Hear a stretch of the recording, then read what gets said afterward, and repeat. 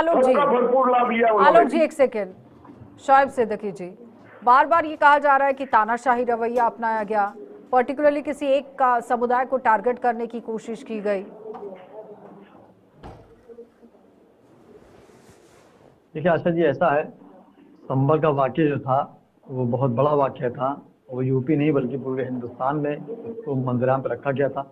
और आप देखिए उसका उसका इतना दिक्कतों का सामना करना पड़ रहा था मुख्यमंत्री को भी, प्रधानमंत्री को भी, कि जो भी त्यौहार बीच में आए, चाहे होली आई हो, चाहे हमारे हिंदू भाइयों को नया साल आया हो, या अलविदा की नमाज आई हो, या ईद आई हो, संभल का एक मामला टारगेट पे था। मुख्यमंत्री भी इस पे टारगेट पे रखे हुए थे कि वहाँ कोई इस तरह की हिंसा न हो जाए। और कभी भी मुख्यमंत्री हमारे योगी आदित्यनाथ जी ने कभी समुदाय का नाम नहीं लिया, और उन्होंने एक आम बात कही कि जो भी माहौल को बिगाड़ेगा उसको बख्शा नहीं जाएगा, चाहे किसी भी समुदाय का हो। लेकिन कुछ सबकी शोहरत पाने के लिए लोग जो होते हैं कि मुसलमान को टारगेट कर लेते हैं। आप देखिए संभल का मामला जो है, जाहिर सी बात है वहाँ पे आप देखिए टारगेट पे शुरू चल रहा है, जो मंदिर मस्जिद का मामला रहा शुरू में, फिर उसके बाद बड़ा बड़ा मामला आया और जांचें चल रही है। ये मुल्क संविधान से चलता है, और मैं समझता हूँ संविधान जो है, हर इंसान को संविधान को मानना चाहिए, खासकर मुस्लिम। आप बताइए कौन संविधान को नहीं मानता है? दो चीजें ऐसे जी होती हैं कि मुल्क संविधान से चलता है, और संविधान के बाद जो है शासनादेश होता है उससे चलता है। लेकिन अध्यादेश को मानना मैं समझता हूँ कि अच्छी बात नहीं है। वो किसी तो मतलब आप मानते हैं ना कि शरारती तत्व माहौल को खराब करने की कोशिश करते हैं? क्योंकि अगर हिस्ट्री को खंगालने की बात आ रही है तो फिर हिस्ट्री सिर्फ मस्जिद की नहीं खंगाली जानी चाहिए ना, हिस्ट्री फिर ये भी खंगाली जानी चाहिए कि पलायन क्यों हुआ, कितने हिंदू वहां पर मारे गए, उस वक्त हिंदुओं का आंकड़ा क्या था, आज क्या है। तो फिर ये पूरी डिटेल को खंगालना चाहिए कि नहीं?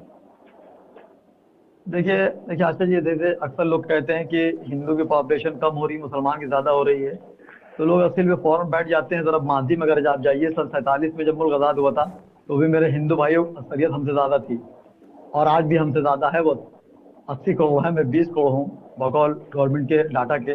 मैं उनको राम कहता हूँ, मैं उनको लक्ष्मण कहता हूँ, वो मुझे लक्ष्मण कहते हैं।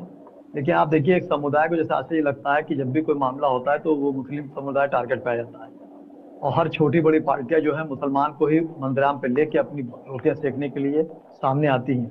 लेकिन मेरी मुल्क के वजीर आजम से, मुख्यमंत्री से भी गुजारिश रहती है हमेशा हर मामले में कि निष्पक्ष जांच होनी चाहिए। और मुस्लिम समुदाय नहीं, कोई भी समुदाय का हो या कोई भी पार्टी का हो, अगर उसने संविधान के खिलाफ या कानून के खिलाफ कोई काम किया हो तो उसको बख्शा ना जाए। लेकिन होता क्या, आप देखिए ये राकेश जी को ले आइए जरा सामने प्लीज, उनको मुस्लिम स्कॉलर को सुनना जरूरी है, और आम समुदाय क्योंकि वो को पूरी दिक्कतों का सामना पैरवी करना पड़ता कर है। रहे हैं कि मुस्लिम्स को टारगेट किया जा रहा है। राकेश जी आपने सुन लिया शोएब सिद्दीकी जी क्या कह रहे हैं? वो कह रहे हैं कि बिल्कुल भी इस तरह से काम नहीं होना चाहिए। शरारती तत्व तो शरारती तत्व हैं, वो किसी धर्म या जाति समुदाय से नहीं होते हैं, तो ऐसे लोगों पर तो कार्रवाई लाजमी है। जी बिल्कुल, लेकिन आशा जी भाजपा ये कर रही थी, आपने भी तो वही करा है। ठीक है शोएब सिद्दीकी जी, आपको नहीं लगता है कि हिंसा कोई भी हो, अपराध हो, हर किसी पर राजनीति करने की कोशिश की जा रही है? हर एक पार्टी अपने वोट बैंक के लिहाज से ही काम करती है, किसी को किसी से कोई लेना देना नहीं है, बस अपनी राजनीति चमकनी चाहिए। कितनी सहमति रखते हैं? देखिए ये हकीकत आपने बिल्कुल सही, जी बिल्कुल सही सहमति रखते हैं आपने आशा जी, बिल्कुल हकीकत बात कही है कि आप देखिए इक़्तिदार पाने के लिए होता क्या, सियासत में जो होता है ना परमानेंट दुश्मन कोई होता है ना दोस्त होता है, सबको इक़्तिदार की भूख होती है। और कुर्सी हासिल करने की आप तारीख उठा के देखिए तो लोगों ने कत्ल एक दूसरे कर दिए इक़्तिदार पाने के लिए, चाहे कोई दौड़ रहा हो। होता क्या देखिए आप, जो एक समुदाय जो मुस्लिम समुदाय है उसको बहुत कमजोर चारा माना जाता है, और वो जज्बाती होता है। अगर आप उसको प्यार दे दे तो आपकी जान लुटा देता है। तो हर इंसान जब कोई भी मुद्दा निकलता है तो हर पार्टियां, रीजनल पार्टी हो चाहे नेशनल पार्टियां हो, वो चाहती है कि मुसलमान अगर टारगेट पाता है तो उनके लिए आती है, ऐसा नहीं, हमदर्दी में आती है। लेकिन उनके दिल में जो होता है इक़्तिदार पाने के लिए एक मामला रहता है, जो मौजूदा हुकूमत रहती है वो भी उसको बढ़ाने की कोशिश में रहती है। वो दिखाती है देखिए कि आपके खिलाफ आप किस तरह बातें कर रहे हैं। तो इसमें मैं समझता हूँ संभल का जो मामला है बहुत नाजुक मामला है। लेकिन एक बात मैंने पहले भी कही थी, जो मामला बिगड़ा था वहां लोग कह रहे थे मुसलमानों पत्थर गिराया, हजारों 10,000 आदमी इकट्ठा हो गए, तो देखिए फौरी तौर से तो वहां पे लोग इकट्ठा नहीं हो गए होंगे, वहां पे प्रशासन से चूक हो गई थी कि आखिर लोग इकट्ठा कैसे हो गए, उन्होंने एहतजाज कैसे किया। उस वक्त मैंने मुख्यमंत्री से गुजारिश की थी कई चैनलों के द्वारा कि उस पर निष्पक्ष जांच की जाए, जो भी संविधान के खिलाफ अगर इस तरह की दंगा फसाद करता है उसको बख्शा ना जाए, चाहे कोई समुदाय का हो। लेकिन होता क्या देखिए, इक़्तिदार की भूख बहुत बड़ी आशा जी, जी अब तो जांच हो रही है, जांच आयोग की तरफ से आप देखिए।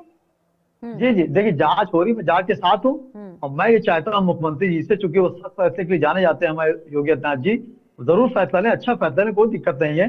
देखिए मेरे नबी ने फरमाया है कि जिस मुल्क में रहो उसकी वफादारी करो और उसके कानून को फॉलो करो, तो मैं ठीक। फॉलो करता हूँ। आप देखिए बाबरी मस्जिद का फैसला मुसलमानों के खिलाफ आया, किसी मुसलमान ने उंगली उठाई बता दी? नहीं उठाया। सियासी लीडर छोड़ के या सियासी लोग छोड़ के। होता क्या है कि देखिए अगर मेरे पास रोजगार होगा, अगर मैं कमा रहा हूँ तभी मैं मजार पे तबर्रुक लेके जाऊंगा, या मेरा हिंदू भाई रोजी रोटी जुड़ जाएगा तभी वो मंदिर में प्रसाद लेके जाएगा चढ़ाने के लिए। तो हमें रोजगार जब रहेगा, रोजी रोटी जुड़ेगा, तब इस तरह की बातें होंगी। होता क्या है कि यहाँ पे बेरोजगारी इतनी ज्यादा फैली है कि जो पार्टियां होती हैं वो नौजवानों को भड़का देती हैं और वो रोजगार से भटक के जज्बात पे चले जाते हैं। और जाहिर सी बात है, आस्था की जहाँ तक बात होती है चलिए राकेश तो आप जी किसी जवाब समुदाय की दीजिए। बात ले लें, वो जब कह रहे आस्था हैं की कि बात आती है तो आप भड़काने हर का चीज भूल काम जाता बंद है। कीजिए, लेकिन ये मुल्क संविधान रोजगार की चलता है, तरफ मेरी आगे गुजारिश कैसे ले मोहम्मद जाना नजीर है की इस निष्पक्ष पर जांच काम की जाए। कीजिए, भड़काऊ भाषण बंद जी? कीजिए। राकेश जी मुझसे कह रही हैं? नहीं, राकेश जी जी मुझसे कह रही हैं?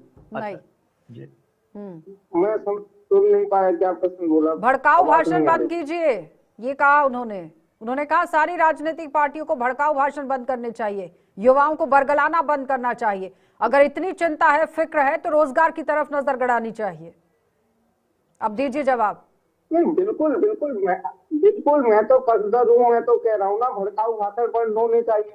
लेकिन सोचिए, तो अभी पिछले इनका एक आधे पौने सांसद घंटे से आप क्या कर रहे देश थे? 40 मिनट से आप क्या कर रहे थे?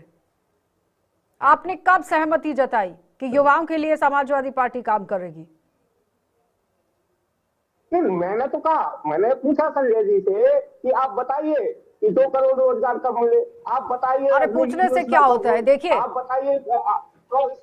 ना तो मैं किसी भारतीय जनता पार्टी का पक्ष ले रही हूं, ना समाजवादी पार्टी का। राकेश जी, सीधा सीधा सफाई से बात यह है कि अगर आपने काम किया गया होता आपकी तरफ से यूपी के अंदर, तो आप सत्ता में होते। आप सत्ता से बाहर क्यों हैं?